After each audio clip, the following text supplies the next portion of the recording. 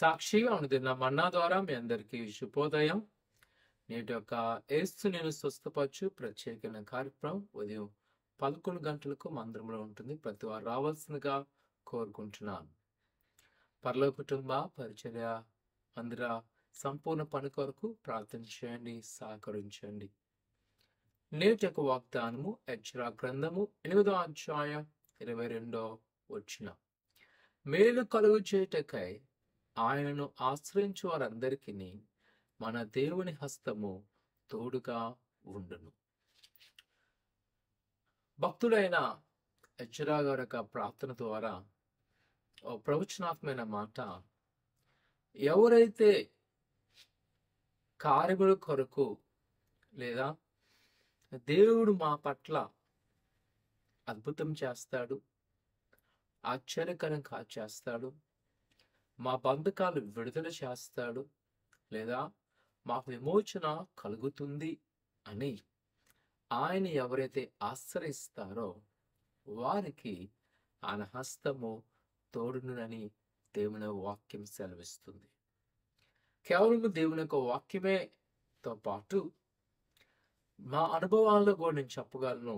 నిజమే, మనము మన ఆపదకాల సమయంలో మనుషులను ఆశ్రయించడం కంటే యెహోవాను ఆశ్రయించటం మేలు. ఆయన మనకు తోడై ఉంటాడు. కొన్నిసార్లు మనం ఎవరైతే నమ్ముతామో వారు తప్పనిసరిగా వారితో జరుగుతాం అనుకుంటాం, కానీ అసాధ్యం అనిపిస్తుంది.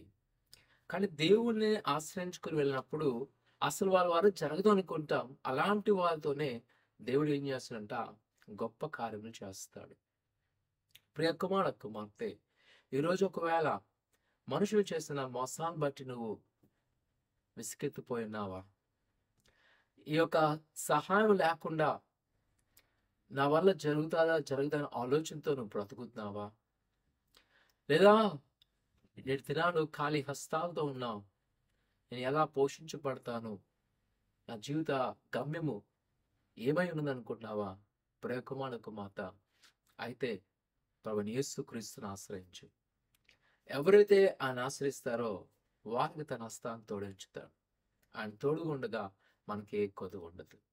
ప్రతిదీ మనకు మేలై ఉంటుంది. ప్రార్థన చేసుకుందాం. పరిశుద్ధుడా దేవానికి నా తండ్రి, ఆయన ఉదయకాల సమయంలో నీ బిడ్డలైన వారిని జ్ఞాపకం చేసుకోండి. మీరు దీవించండి, ఆశీర్వదించండి, ఫలింపచేయండి.